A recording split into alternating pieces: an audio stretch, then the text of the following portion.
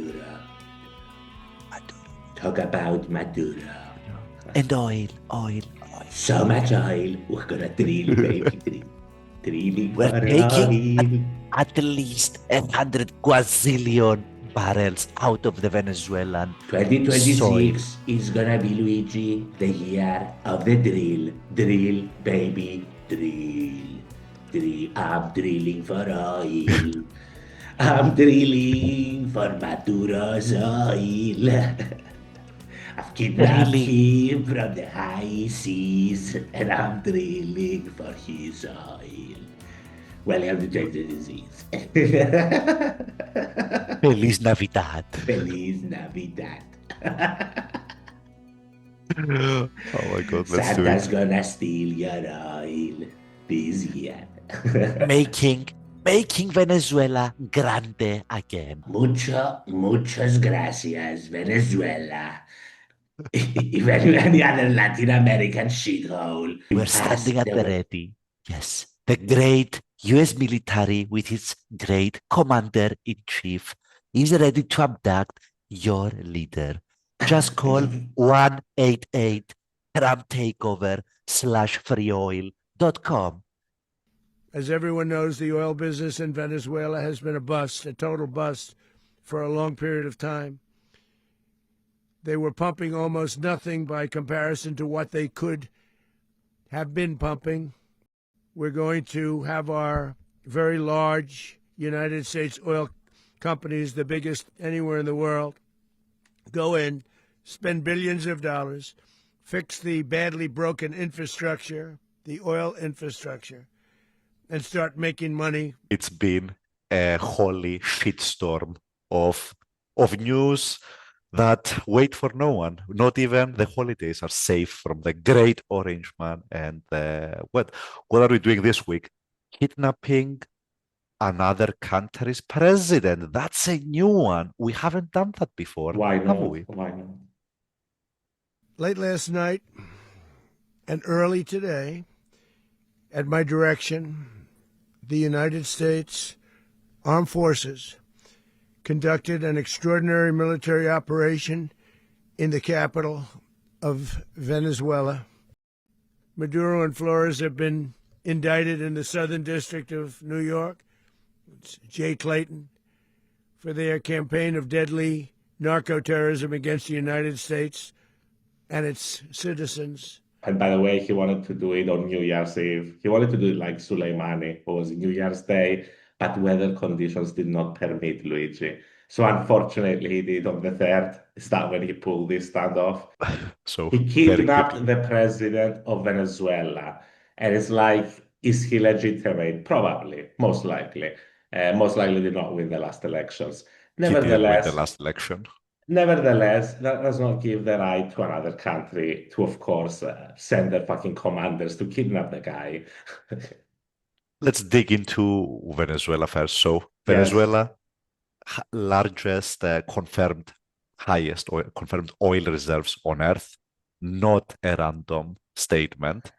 I mean, related to what's happening. I mean, I don't think you're gonna sell it, Luigi, because the guy, as has been already reported, can't shut up about the oil ever since he kidnapped Maduro. It's been about 4 days. How long? It's just constant. The oil, we gotta get the oil. We're gonna get all of it. We're gonna send our great American companies to squeeze every little last drop of oil out of the Venezuelan soil. And mentioning the oil, I was reading up, Luigi, that 80% of it goes to China at discounted rates or thereabouts.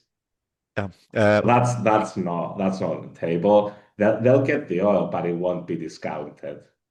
So okay, the reason it goes to China is that no one else can buy it legally because the US has sanctioned them up the wazoo over the years, similar to Iran, basically. From the back of my mind, I want to say that the Venezuelan oil production collapsed from a high of about 4 million barrels about a decade earlier to about 500,000 or 600,000, so like an 80% collapse or more in how much they're producing. Now, some of that is because of mismanagement, and some of that is because of corruption, and some of that is because of sanctions and the US not allowing you to sell your oil on the open markets. But the point stands. There's a lot of oil to be extracted if you can do it.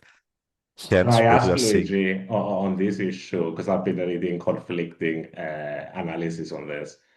How long is it going to take? Because now that supposedly he's commandeered the oil fields of Venezuela, how long is it going to take to ramp up production from 1 million barrels to 4 million barrels? A lot. It's gonna take, like, optimistically, a year, maybe 2 years. Optimistically, yeah. If you, because these things don't happen overnight, because you need to Oh, rebuild some of yeah. that I was infrastructure. thinking it might take longer. I mean, if it's a year, he's going to try and Well, do it. it really depends on how much you want to spend on it, right? How much are the Exxon Mobils of the world going to invest in bringing that oil out of the ground? And I think that comes down to how secure they feel that they are going to be in control of that oil for a prolonged period of time, right? So, But just to clarify, he abducted Maduro and his wife, but the vice president, the rest of Maduro's squad are still in charge. And as far as I understand it, the whole thing is that they're being threatened implicitly that I'm gonna kidnap you. you are you are next. I'm Yeah, holding the button. It's a beautiful button. It's and very he's red. he's also still got the blockade in effect. So there's Yeah, that but squeezing the oil revenue. Yeah. they have sent, as far as I know, dozens of oil tankers towards Venezuela to pick up all the oil that's been sitting at the ports. Oh, you mean the Americans? Yeah. I mean, he was Drill, out. baby, drill. He was out today. He basically said something to the order of, we're gonna drill, but that's gonna take some time. In the meantime, we're gonna send our great ships to pick up whatever is standing there. Like, The greatest ships, they sail so beautifully on the beautiful ocean. Yeah. Yes. What do you call this? I mean, is it in a way refreshing that they've stopped bullshitting us whenever they want to invade a country for Yeah, resources? It's like, right. no, we're here for the oil. Yeah, I mean, it Um, used to be, we are spreading democracy to the the Middle East. seeds of democracy, Yeah. Luigi, are being planted like missiles Yeah. into Iraq. Look at how much democracy has blossomed. There was a specific interview. Lindsey Graham was on Air Force One, I think, and he started doing that whole theater, like, Venezuela is gonna become like a more vibrant country, and Trump like cuts him off and is like, "But the oil, we're gonna get all of the oil." We're here for the oil. Drill, baby, drill.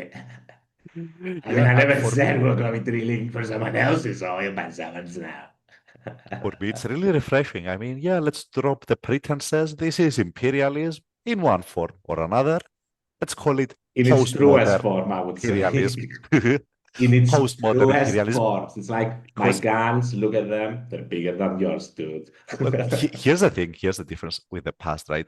In the past, you had to actually invade that country. Like, you had to go in, bomb the shit out of it, then sort of do the boots on the ground, install a government there. Now it's just, I've got my gunships pointed at you. I can blow you up at any moment. Wanna play chicken? It's a little bit, yeah. It's a little bit of a weird one. It's a little bit of a recalibration of the whole affair. It's like because they Yeah, don't but want to risk it, but yeah, they still will. We're gonna have to wait and see what they've done here. two things. So Trump used to be the guy that was saying that the biggest mistake the US did in Iraq was giving up Yeah, the oil fields. yeah. He said a And lot of things. I mean, the guy he said a used to lot be of things. he used to be pro-Iraq, then he was against Iraq when everybody was against Iraq, and then he was like, we should have taken the oil. Yeah, But yeah, he's been very consistent on taking other countries' resources. taking and Trump, keeping the oil. And yeah, I will Trump has add, now, literally the mindset of an 8th century warlord or something. That's the way you should look at it. It's like, the great Genghis, he you have a was, lot of oil. Now it's ours. That's the mindset. It's like yeah. that's the Um, but Trump has been, say what you will, Trump has been very consistent about this. If you take another country's resources, you better not give them back. That's the biggest mistake one can make. So yeah. definitely do not expect Venezuela to ever see its oil again. I also don't think Trump is going to do boots on the ground. I think he will avoid and resist that as much as possible. I think he's learned a couple of things from the Iraq fiasco. I think he'll Now, sooner just bomb Venezuela again, maybe a few yeah, special forces than put yeah, yeah, yeah, yeah. the boots on the ground, yeah.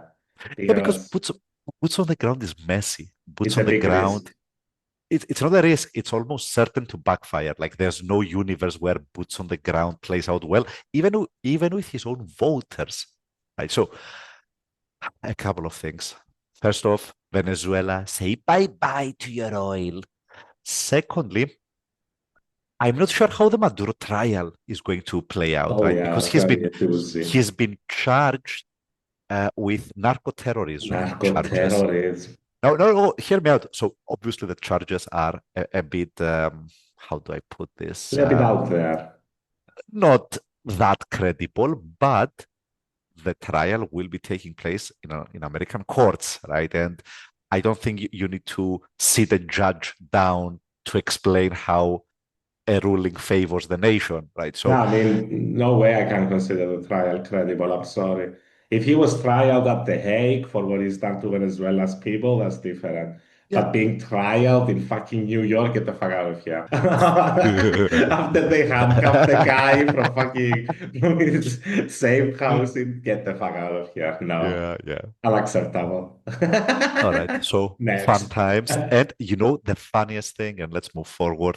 Let's move He's forward still to the he's target list, to he's the next in still line. wait, he's still the front runner for the Nobel Peace Prize in 2026, according to betting markets, which we'll discuss in a second. You mentioned that. I read, I mean, I don't know. Apparently, the reason he just dismissed Machado, Corina, whatever, it was because she's accepted the Nobel Peace Prize. If she Yeah, was like, I refuse to accept it, it's Donald's, she'd be the president of for Venezuela sure. today, which I I think is believe that. incredible. I Chef's do believe kiss. that. Excuse. All right. So is Greenland next? He started yapping around about, Oof. Greenland, what a nice piece of real estate you've got there. Shame if something happened to it. Denmark, Denmark was it? What are they gonna pretend it with Danishes? You can't do that. They're weak people, So, the Danish. so yeah, the mafia is out to get Greenland again. Now, Greenland is owned by Denmark, and Denmark is a part of NATO. So, effectively, Greenland is a part of NATO. But that is not enough. We need to actually colonize Greenland, right? We need to sort of do the boots on the ground I think military bases. it's a power move, Luigi. It's like it's I a power. I literally think it's the following. He looked at the map once and he was like, that piece of area is huge. What is that? Whose is that? Oh, they're very weak. Yeah. I'm gonna call it Trumpland. 100% it's happening. Do you think it's gonna happen? Do you think I mean he's trying to do it as we Well, speak. Will he manage to get Greenland? Yes or no, Luigi? he's gonna bully the Danes as much as he can. It really depends Already on how is. much the European Union wants to stand up to it. Now, I was reading a very interesting article about this earlier. Now, this is by Reuters, and they said that some of the options, the White House, obviously, like the first option is the US military. Thank you, Donald. Um, Another option they are looking at about how to annex Greenland is forming a compact of free association. Now, I had to look that up. What that basically means is that the US, the territory stays independent, but the US is responsible for its defense in exchange for strategic access and denial of access to other nations. Now, they've already got these agreements with Micronesia, the Marshall Islands, and Palau. Relatively minor pieces of Where land. did you read this one? Where did you read this? Reuters. This is Reuters, and they are citing Likely. White House sources. This seems like the most, let's go from a logical slash legal perspective. This makes the most sense to pursue. But you would need to bully the fuck out of the Danes to get there. Because effectively the Danes are the ones tasked with the defense of Greenland, and you wanna take that from them. Yeah.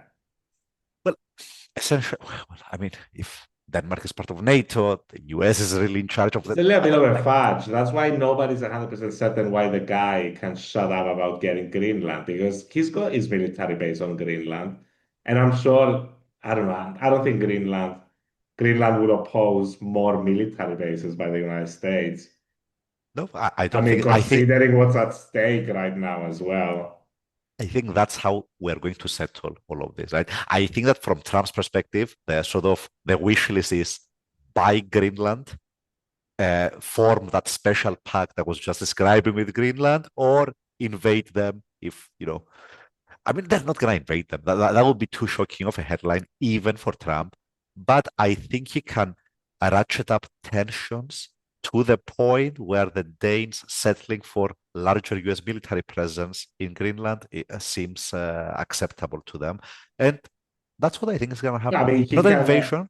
effectively, he can immediately cut off all intelligence support for Ukraine and stop selling arms to Europe, and that will do it.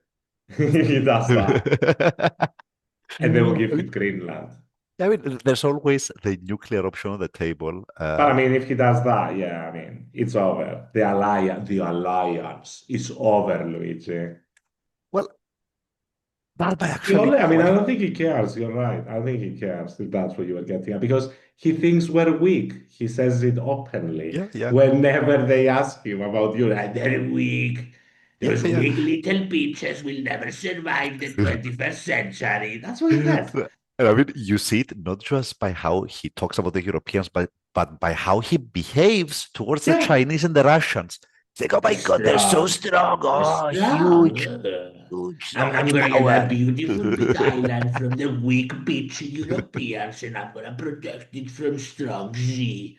That's basically what's happening. You know what I'm really starting to get fearful of? How he would respond to a Taiwan invasion by China. Fuck no. Because he doesn't seem like the guy that's going to defend Taiwan at this point, and Xi really wants. Do you think this changes the calibration for Xi? I do. I mean, I can even see the unofficial sort of, you get Greenland, you get Taiwan, I get Greenland. Let's do the switch. Trump would, I would put zero faith in Trump on anything. But yeah, I mean, I don't know about Xi. I don't know. They say, we've got another year until he's capable or something militarily. Oh, but I mean, he's running military exercises around Taiwan for the last 3 or 4 years, non-stop.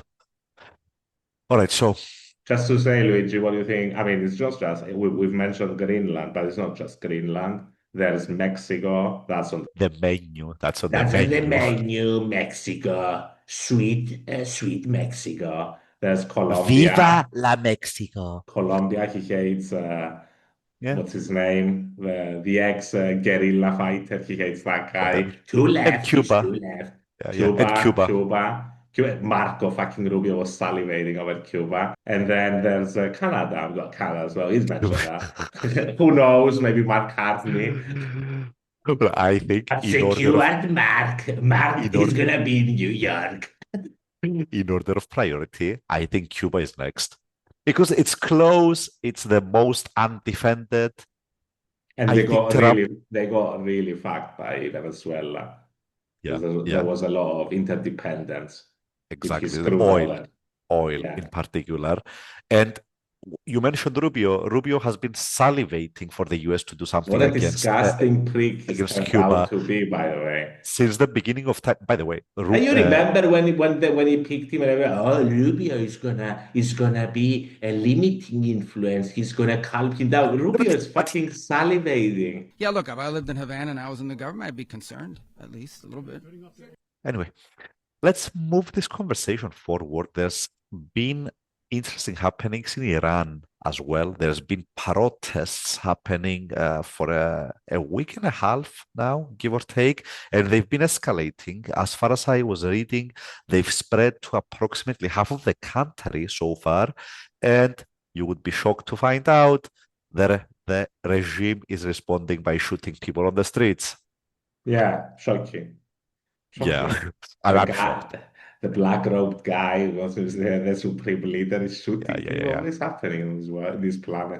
The Islamist supreme leader shooting people on the streets. I'm shocked. But Iran has been through a couple of these. One of the questions is whether Trump is going to interfere. He's already threatened it, but he threatens a lot of stuff. I don't see how he interferes, right? At this point, it seems like Iran's regime is is destined to fall at this point because the economy has gone from bad to worse. The reason that people are out on the streets is because the currency has collapsed, living standards have fallen.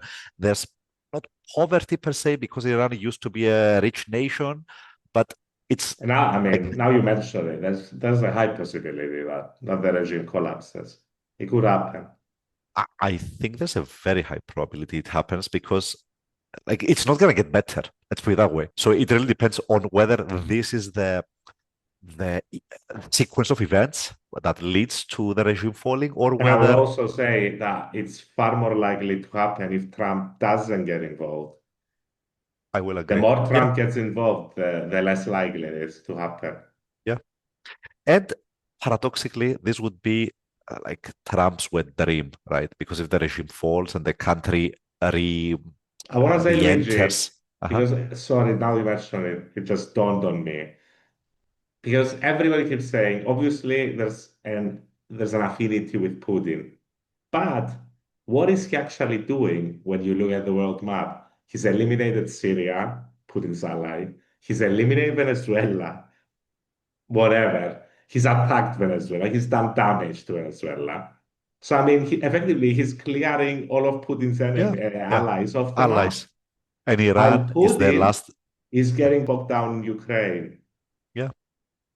I mean, yeah. Well, maybe indirectly has been pressuring NATO to increase defense spending, which again is not positive for Russia. Indirectly is going to help. It's classic Trump. You say one thing and you do another. And he's behaving like a complete old school Republican. I mean, the guy has been campaigning constantly on isolationism. And he's been the most pro-intervention in a while president that we've had. But his second term, certainly. Yeah, his first term, his first term, there were more adults in the room and he was more restrained. Now you've got the adults are trying to give the chanier of, we are doing this for democracy in the Venezuelan people. He's meddling constantly in everything that's happening on the planet. Yeah. All right. So I think we're done with Happy New Year, folks. It's going to be a great year. Let's end with that. See you, folks. Enjoy. Sayonara.